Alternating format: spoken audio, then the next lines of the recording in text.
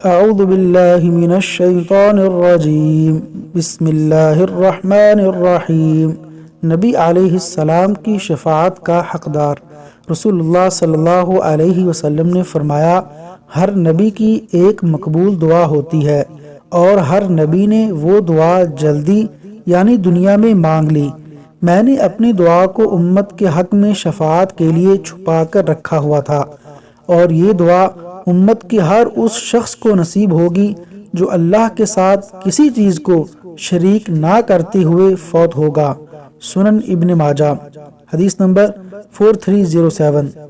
رسول اللہ صلی اللہ علیہ وسلم نے فرمایا، میں قیامت کے دن تمام اولاد آدم کا سردار ہوں گا، پہلا شخص ہوں گا جس کی قبر کھلے گی، سب سے پہلا شفاعت کرنے والا ہوں گا اور سب سے پہلا ہوں گا جس کی شفاعت قبول ہوگی۔ صحیح مسلم، حدیث نمبر 2278۔